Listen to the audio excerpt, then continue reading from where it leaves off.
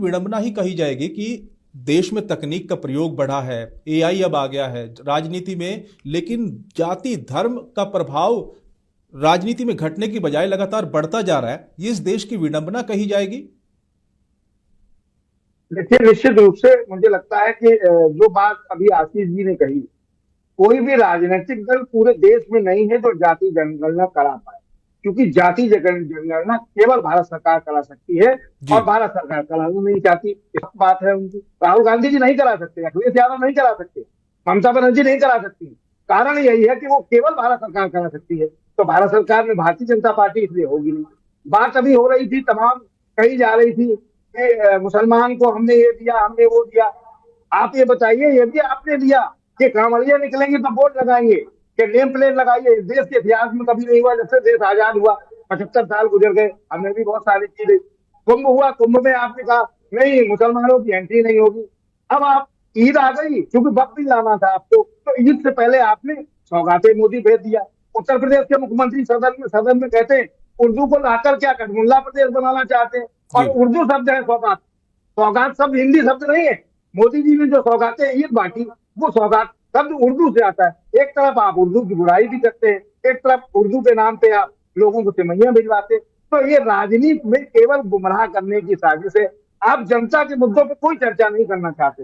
महंगाई, बेरोजगारी, सड़क, बिजली, पानी, स्वास्थ्य, एक चीज बताइए क्यों नहीं इन मुद्दों पर चर्चा होती। दूसरी बड़ी बात, देश के यशस्वी प्रधानमंत्री दावा कर रहे हैं कि 2047 में विकसित राष्ट्र भारत बन जाएगा। आप चर्चा क्या कर रहे हैं? औरंगजेब। आप चर्चा क्या देख रहे हैं? मस्जिद के नीचे शिवलिंग।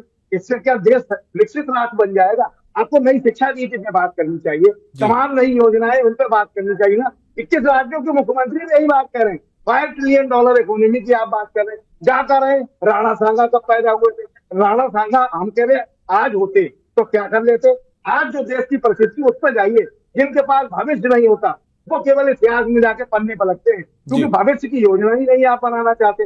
बनाते हैं तो केवल बात करते हैं। बहुत सारी चीजें जिन पे हमें करनी चाहिए, नई बातें करनी चाहिए। आज के युग के हिसाब से हमें काम करना होगा। और राणा सांगा, औरंगजेब और अकबर बाबर ये हमारे काम नहीं आने वाले। आपको अगर चर्चा करनी है तो 200 साल जिन अंग्रेजों ने देश पर राज किया उनकी चर्चा करिए, उनसे रिश्ते खराब करिए, उनके यहाँ से व्यापार बंद करिए। नहीं करेंगे, क्योंकि वहां हिंदू मुसलमान नहीं हो सकता। आप देश को जोड़ने की बात करते हैं, आप ही बांटने का काम करते हैं, और अब आप कहने लगते हैं क्या चुनाव आया तो हिंदू मुसलमान भाई भाई।